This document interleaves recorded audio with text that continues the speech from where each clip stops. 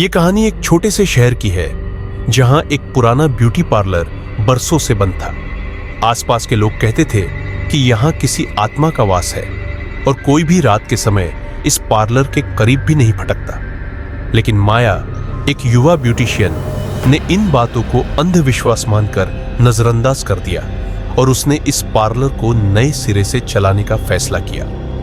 माया ने कई पुराने सामानों को बाहर फेंका, दीवारों पर पेंट करवाया और पार्लर को आधुनिक रूप देने में कोई कसर नहीं छोड़ी। शुरुआत में सब कुछ सामान्य रहा, लेकिन जैसे ही पहली रात आई, माया ने कुछ अजीब महसूस किया।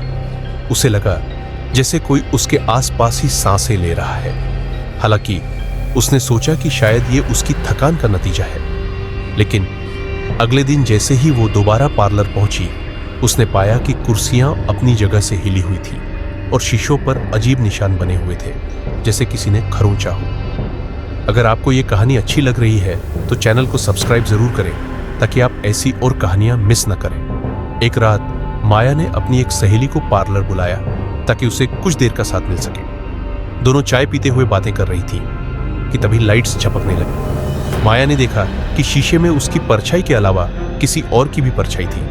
वो धीरे धीरे अपनी सहेली से ये सब बताने की कोशिश कर ही रही थी कि अचानक से उसकी सहेली के हाथ में जोर की ठंडक महसूस हुई, जैसे किसी ने उसका हाथ थाम लिया हो। डर के मारे दोनों बाहर भागी और उसकी सहेली ने माया से पार्लर बंद करने की सलाह दी। लेकिन माया ने इस घटना को अपने करियर की राह में बाधा मानने से इनकार कर दिया। उसने रात के वक्त एक लेडीज ग्रुप की बुकिंग स्वीकार की, जिन्हें पार्लर एक्सक्लूसिवली चाहिए था। ये महिलाएं बेहद अजीब थीं। उनके चेहरे ठंडे और आंखें खामोश, जैसे किसी रहस्य को छुपा रही हो। माया के लिए यह बस एक और काम था। लेकिन जैसे ही उसने उनके बाल काटने और मेकअप करने की शुरुआत की तो एक महिला ने उससे सवाल किया, क्या तुम जानती हो कि यहां एक आत्मा बंधी हुई है? माया ने हंसकर जवाब दिया, लेकिन महिला की आंखों में एक डरावना बदलाव देखा।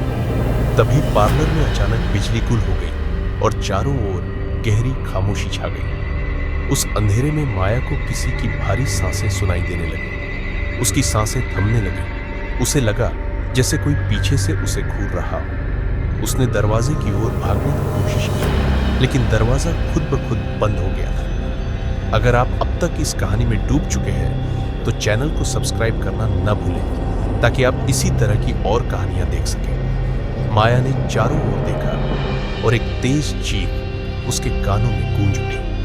तभी अचानक से उन औरतों की आंखें सफेद हो गईं और उनके चेहरे डरावने ढंग से मुस्कुराने लगे। माया ने भागने की कोशिश की, लेकिन तभी उनमें से एक ने उसका हाथ पकड़ लिया और धीरे धीरे उसे घसीटते हुए एक अंधेरे कोने में ले जाने लगी। माया की चीखें किसी ने नहीं सुनी और उस रात के बाद माया कभी किसी को दिखाई नहीं दी। आज भी उस पार्लर के पास से गुजरने वाले लोग कहते हैं कि अंदर से किसी की असहाय चीखें सुनाई देती है और पार्लर के शीशे में एक धुंधली आकृति दिखती है, जैसे माया की आत्मा अब भी वहां बंधी हुई हो। अगर आपको ये मजेदार कहानी पसंद आई हो तो चैनल को सब्सक्राइब करें ताकि ऐसी ही इंटरेस्टिंग कहानियां आपके पास आती रहें।